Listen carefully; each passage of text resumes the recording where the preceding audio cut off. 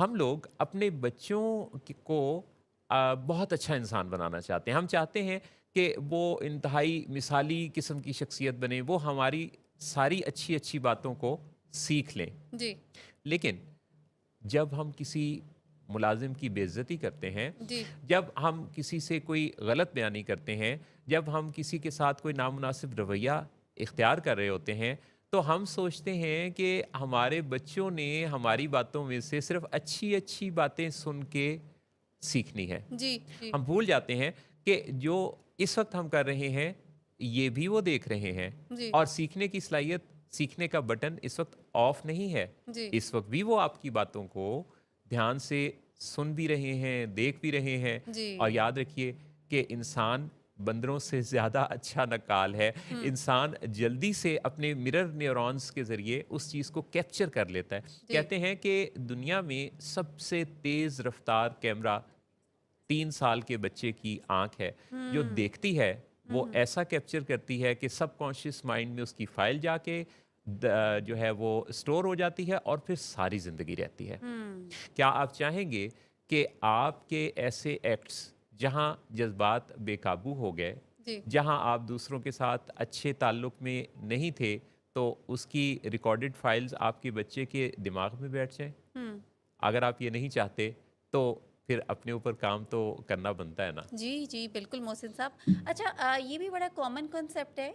Parents ये समझते हैं कि बच्चा है तो शायद उसे कुछ समझ-बूझ नहीं है हुँ, और बच्चा समझते हुए बहुत से ऐसे एक्शंस, बातचीत, रवैये वो बड़े आराम से प्रेज़ेंट कर देते हैं कि शायद उसकी सेहत पे फ़र्क नहीं पड़ेगा, उसे कोई अंदाज़ा नहीं है, उसे क्या समझ-बूझ है।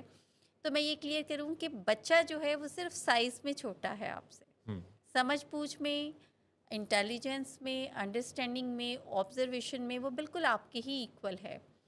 यानी अगर आपको ये लगता है कि जो बच्चा है वो आपके किसी भी एक्ट को समझ नहीं रहा, देख नहीं रहा, ऑब्ज़र्व नहीं कर रहा, तो इसलिए उसे कोई फ़र्क नहीं पड़ेगा आप कितने भी अब्यूसिव हो जाएँ, कितने भी रिएक्टिव हो जाएँ या कितने ही आप कोई भी एक्शन एग्रेसिव हो जाएँ। हुँ, हुँ, तो कभी भी कोई भी एक्शन बच्चे के सामने प्रेज़ेंट करने से पहले ज़हन में रखें कि ये एक ऐसा प्रिंट है जो कि वो नक्श हो रहा है उसके ज़हन के अंदर और बल्कि प्रोसेस करता है बच्चा।